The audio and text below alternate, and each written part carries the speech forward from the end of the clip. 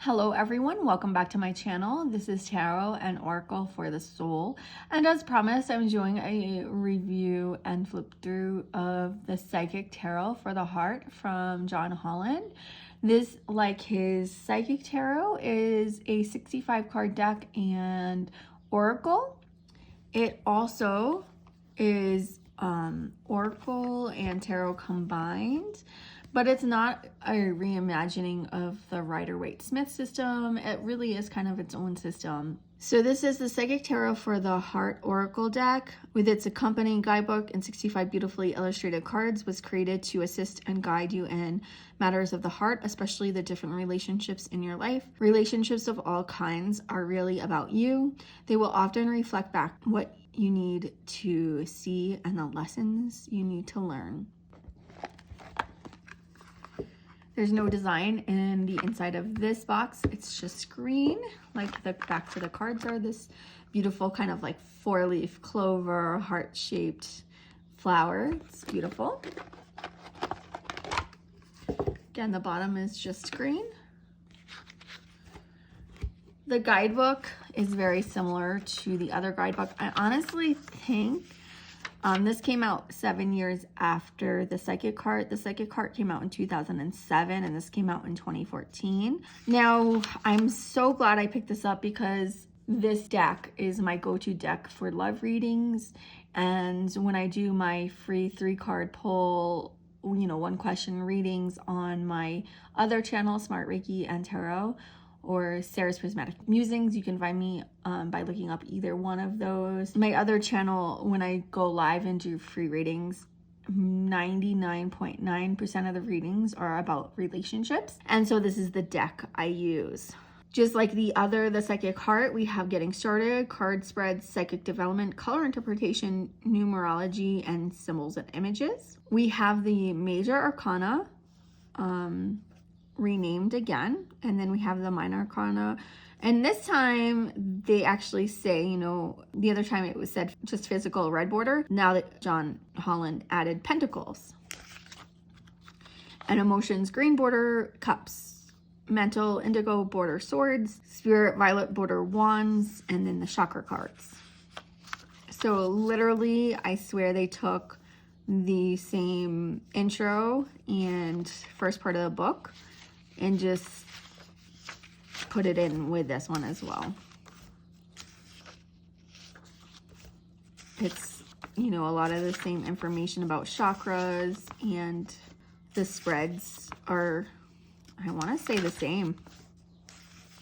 Same info about clairsentience, clairaudience, clairvoyance, color interpretation. So yeah, I think they literally just took the same info from the original book and just put it in here. So if you already have one, you don't really need to reread it. And again, I really don't use the book. I do like in this one, they include affirmations. John Holland includes affirmations, and then not only just the traditional card type, and then there's keywords. Again, when I first received this book, I didn't even read the book. I just dove right in. I have recently read the book, and it's not a great guidebook, honestly. If you already know about numerology and color theory and the chakras, the book is really no help. It's way too basic and way too shallow and surface. But I still love this deck. I don't fault it for the book being shallow, because the cards, just like the Psychic Heart, are super intuitive. You don't need the book. It literally tells a story with the cards and the keywords, and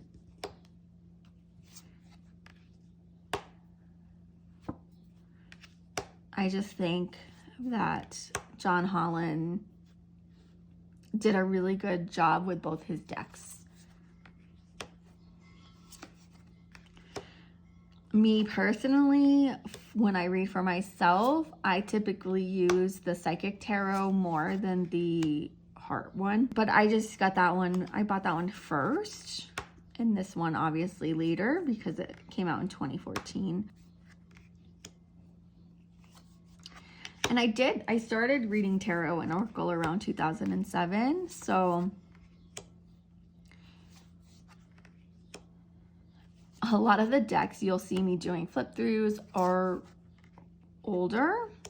I purchased a few decks when I first started, and then I took a break, and then I really started getting into TarotTube. I loved watching TarotTube. I started watching it, I would say, back in 2017. I really got into, and I got so much FOMO, and I remember all the kind of like fighting and all the little like tips that people got into on TarotTube. I remember all those days. Then I was so sad that Elise, she was one of my favorite TarotTubers, and she was also from Arizona. She gave up her channel, and she then did Adoring Virtue and Renounced Tarot, and it really made me sad because she was such like a wonderful contribution to the tarot community. I would say she's one of my favorite, her and Lou Valcourt. I really love Lou. Watching her channel and her reviews, those two really stick out in my mind. I know that there were other YouTubers, of course, Ethany. I've been watching her for a long time as well. And one day I would love to purchase one of Ethany's decks. Probably not this year, but you know, maybe in the upcoming years I can support buying one of her decks. She has a romantic tarot deck or romance tarot deck or something that I would really like, because now that I'm reading professionally, everyone wants questions about their romantic life, their love life. And honestly, this is one of my few decks that focuses on romance. All right, so now we're gonna go into the physical deck, with the red borders. This is the Pentacles. And just like with the Psychic Heart, we have the trees, which is really cool. And of course, the physical, the root chakra is red. So I do like that they picked red for the physical to represent the physical and the coins, material, earth.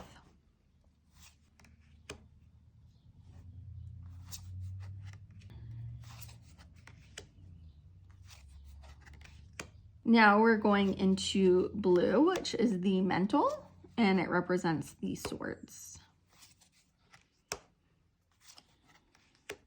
And in this deck, unlike the Psychic Tarot had the sword on card number 1. This one, it's on card 5.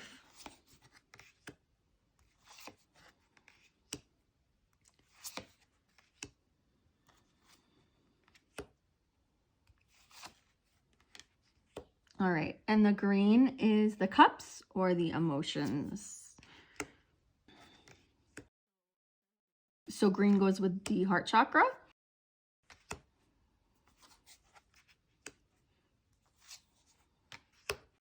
And again, these cards only go to 9 because it uses numerology, and 10 isn't in. I mean, it can. I know that like Doreen Virtue came out with an angel number book and it has 10 listed, but basic numerology break everything down to a single digit, 1 through 9. So if you have a 10, it would just be a 1. So in my view, this is why John Holland only has 1 through 9. And then we have the Spirit, which is the wands, and this is in violet to correspond with the crown chakra. And it's very fiery, so even though there's violet, it's very fiery to go with the wands. The fire of your spirit.